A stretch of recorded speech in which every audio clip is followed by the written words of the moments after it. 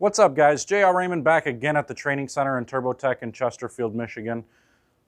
We all know how to play lane patterns, right? We know the basic moves, when to move left, when to move right. I would assume that, wouldn't we? I don't know. Let's talk about it.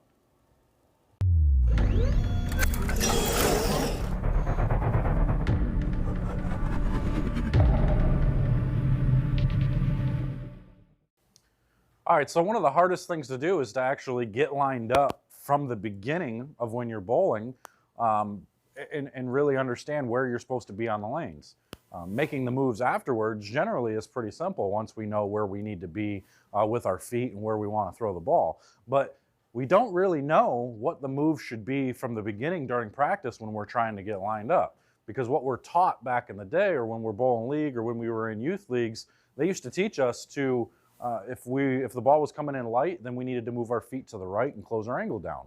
If the ball was coming in heavy, then we needed to move our feet to the left and open our angle up to be able to get the ball to the pocket again. So that's actually backwards from what majority of what we're trying to do today, because the patterns are flatter. So most times you actually want to do the opposite. If the ball's coming in light, you actually want to move left. If the ball's coming in heavy, you actually want to move right. Now, it depends on, if it's later in the day, you're obviously going to do the normal move. But if it's early and you're just trying to get lined up and you're on a flatter pattern, that's what happens. So I'm going to throw a few shots and I'm going to show you exactly what we're trying to do. But I'll throw the first one, you'll watch, it'll go heavy. And then watch what happens with the second shot after I make a small move.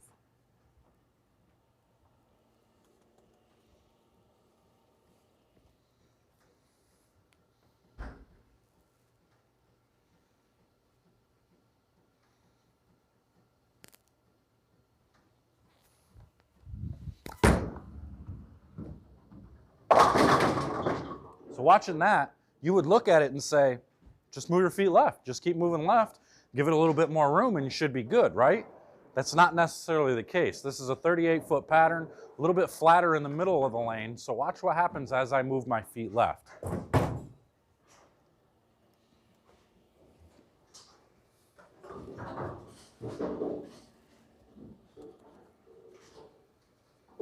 I'm just going to move 2 and 1.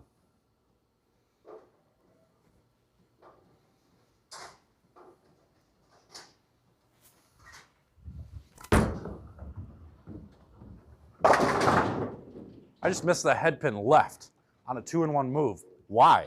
Well, it's because where I moved my feet, there's actually more hook. The lanes are flatter. So I don't have all that oil in the middle to help me keep it on line.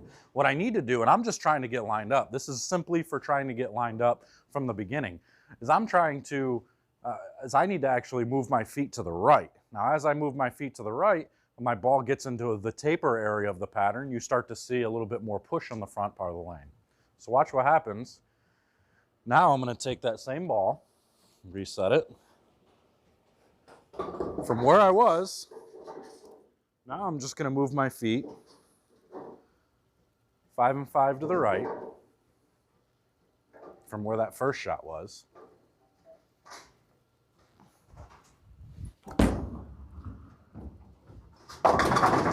Closer. So now let's keep going. Now I'm going to move a little bit more to the right. I'm not going to move left. I'm going to move right. Watch.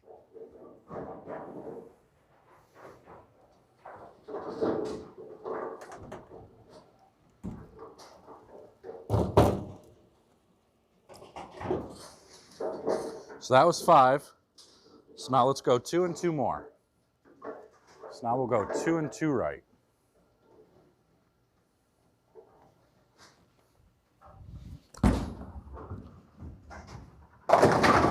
See there? See how much it pushed that time? So if we look at the Specto data, you can see that was just a little bit right of the last shot. So let's split the difference. Let's go back 1 left. So now you can see that ball came up a little bit light. And that doesn't mean I'm going to move right. I'm not going to move right because there's a cliff there. You can see there's more oil to the right. So now I'm going to move my feet to the left to get away from that little bit of a cliff. Make the 1 and 1 back left. And this should be perfect if I throw it good.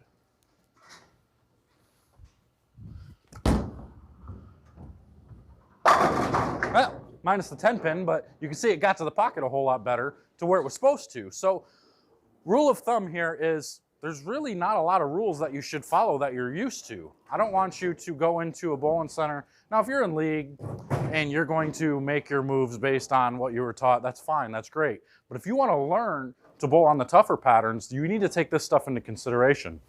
When you're going on to a longer pattern, most times you're going to say, well, my ball's not hooking, so I need to move to the right. No, that's not what you want to do. What you want to do is on a longer pattern, you actually want to move to the left. You want to get further or get closer to the pocket. If you move to the right, you're taking your ball further away from the pocket, and that's just not what you want to do. You want to bring the ball closer to the pocket, not further away. If you're not seeing hook, why would you want to throw the ball further away from the pocket? So, and the opposite's true with a short pattern. If you're on a short pattern, you want to bring your ball further away from the pocket to give that much time to hook back into the pocket, so that, and if you move left, you're actually bringing it closer. Now you have to use such weak balls. That's why everybody gets tricked when they move left on a short pattern, because they see so much hook. It forces them into these super weak balls, and they get a bunch of over-under. They watch their ball either hook early or never hook down lane, and that's just not what we want. So we want to use the stronger balls and move to the right to blend the pattern out and to get the ball to hook from further away from the pocket rather than closer to the pocket. I know this probably sounds a little bit confusing, and we can go into more detail. You just got to make sure to kind of pay attention to what you see. When you're on the lanes, based on if you're on a flatter pattern or a more tapered pattern like a league pattern, if you're on a league pattern, make your typical moves. If you're on a flatter pattern, remember that if it's not hooking, you want to get closer to the pocket. If it is hooking, then you want to get away from the pocket. So it's all up to you how you want to do it. This isn't to say this is an exact science. It's going to be different, but the majority of the times, this is how you're going to want to do it. So I hope this helps. If you have questions, make sure to hit me up in the Mug Club. You're going to want to sign up for the Mug Club to ask those questions, because I'm not able to get to all the questions in here. So make sure to hit me up in the Mug Club. If you haven't signed up for the Mug Club, head over to lifestractioncontrol.com, sign up for that, which will make it a whole lot easier for us to make all this content and to be able to teach you and answer all your questions at will. So subscribe to this page. Make sure to head over to Turbo 201 Grips page and subscribe over there as well. And we will see you guys next time.